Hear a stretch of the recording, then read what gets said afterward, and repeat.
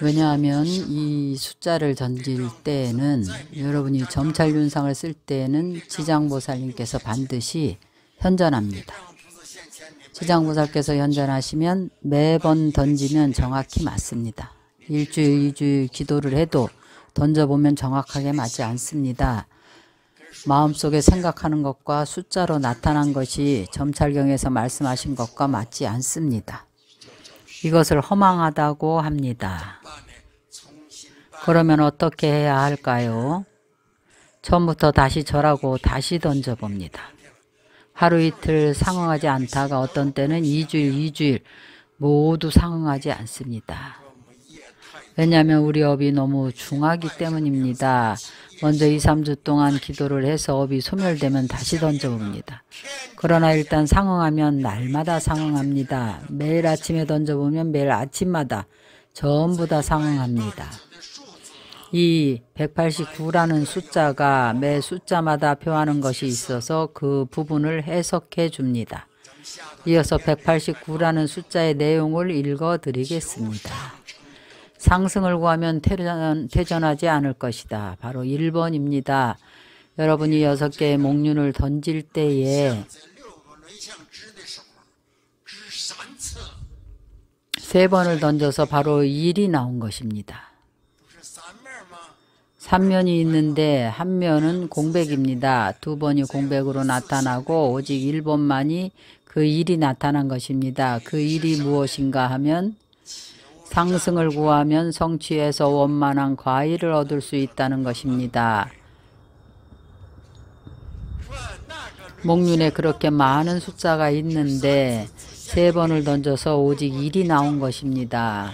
만약 지장보살께서 안 오신다면 혹은 지장보살의 호법신이 안 오신다면 여러분이 던져도 나올 수가 없습니다. 6개 윤상이 3면에 모두 숫자가 있는데 오직 1이 나온 것입니다. 매번 모두 5개가 공백인 것입니다. 오직 1개가 1이 나온 것입니다. 2번이 공백인 겁니다. 한 번만 1개가 1이 나온 겁니다. 이것은 상승을 구하는 것입니다. 내가 보리심을 발해서 중생을 이롭게 하겠다고 말합니다. 말한 대로 상승을 구해서 불태를 얻게 되는 것입니다. 화엄경에서 초주에 들어간 보살이어야 하고 대승경전에서는 칠지보살이 되어야 불태라고 합니다. 이승이는 아라한가를 증득해야 불퇴라고 할 수 있습니다. 2번째는 구하는 과일을 현세에 증득할 수 있습니다. 이것은 극락세계의 나기를 구함이 아닙니다. 현세에 과일을 증득하고 도를 성취하고자 하는 것입니다. 견사옥의 번뇌를 끄는 것입니다.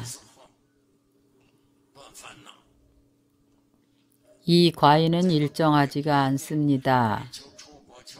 혹은 초과를 구하거나 이과를 구하거나 혹은 보살승을 구할 수도 있습니다. 첫 번째, 두 번째 윤상은 아마도 대승입니다. 세 번째 윤상은 이 윤상을 3번 던져서 3이 나온 것입니다. 중승을 구해서 불태를 얻게 되는 것입니다. 중승은 연각을 말합니다. 이승은 성문과 연각을 통칭해서 이승이라 하는데 바로 소중입니다. 중승은 바로 연각입니다. 소승은 성문입니다. 대승은 보살입니다. 교리에서 소중대라고 했습니다. 4번째는 하승을 구해서 불태를 얻게 되는 것입니다.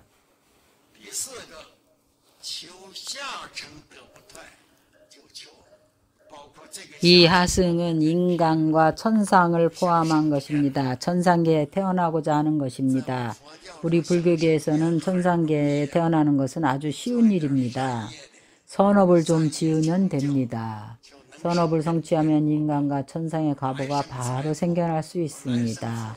내생에 부자가 되고자 한다든지 인천의 가보는 비교적 쉽습니다. 과일을 증득하기는 어렵습니다. 바로 하승을 구하며 불태를 얻을 수 있다는 것입니다. 먼저 189종류의 윤상에서 3번을 던져서 3번을 던져서 4가 나오기는 쉽지 않습니다. 이것도 지장보살이 오시지 않으면 절대로 나타나지 않습니다.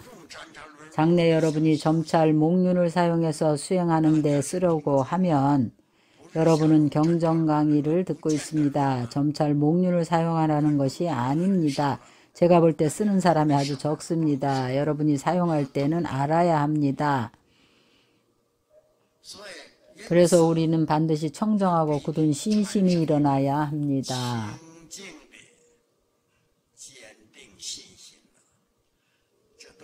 이것은 모두 신심에 의지해야 성취를 할 수가 있습니다. 만약에 이 신심이 없으면 성취할 수가 없습니다. 왜냐하면 도달할 수가 없습니다. 성취를 할 수가 없습니다. 5번째는 구하는 신통을 성취할 수가 있습니다. 오로지 신통만을 구하고 다른 것은 구하지 않습니다. 도를 얻을 수 있습니다. 6번째는 사범을 수행하면 성취할 수 있습니다. 이것은 청정함을 구하는 것인데 이것은 쉬운 일입니다. 청정함 범천입니다. 그러나 이것은 또 한 가지 의미를 포함하고 있습니다. 청정은 범천의 그 범이 아닙니다. 이것은 사범을 수행하면 성취를 할 수 있음을 내포합니다. 이 사범은 청정한 범행입니다.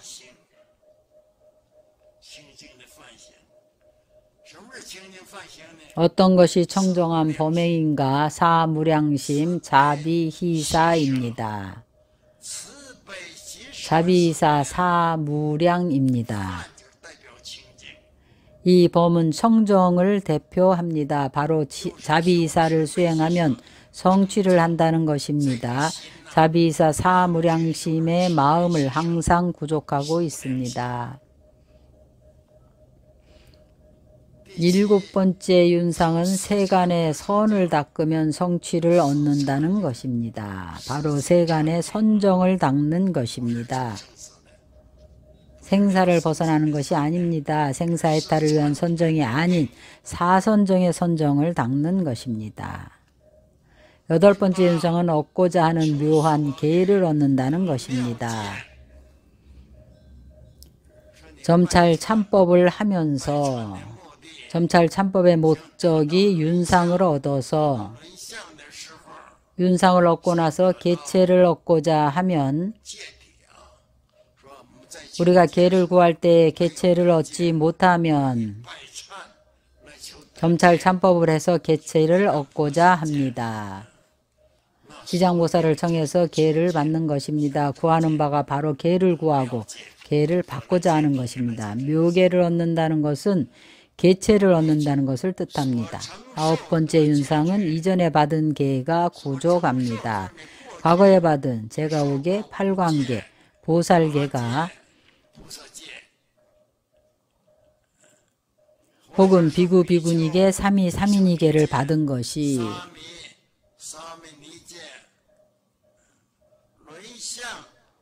점찰 참법을 하는 목적이 계체를 얻고자 한다면 그렇다면 이미 얻었다는 것입니다. 그러나 윤상이 청정해야 합니다. 바로 이 9번째 윤상이 나타나야 합니다. 3번 윤상을 던져서 합해서 9가 되어야 합니다. 189개의 숫자인 윤상이 3번을 던져서 다른 것은 다 공백이고 바로 앞에서 9가 되어야 이것과 맞는 것입니다. 10번째 윤상은 상승을 구하나 신에 안주하지 못합니다. 상승법을 구하고자 하나 신심을 얻지 못한다는 것입니다. 신심에 안주하지 못합니다. 신을 성취하지 못합니다. 11번째 윤상은 중승을 구하나 신에 안주하지 못합니다. 12번째 윤상은 하승을 구하나 신에 안주하지 못합니다. 현재 신심이 아직 성취하지 못한 것입니다. 계속해서 수행을 해야 한다는 것입니다. 소승, 중승, 대승 어느 곳을 수행하든지 간에 성문영각 보살법이 아직 성취하지 못했다는 것입니다. 윤상이 아직 성취하지 못했다고 알려주는 것입니다.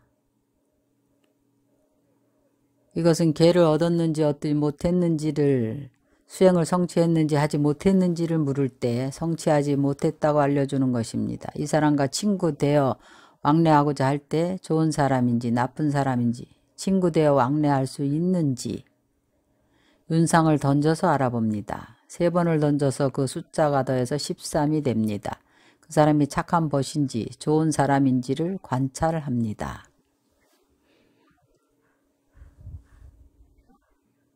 14번째 윤상은 들은 법이 정법입니다.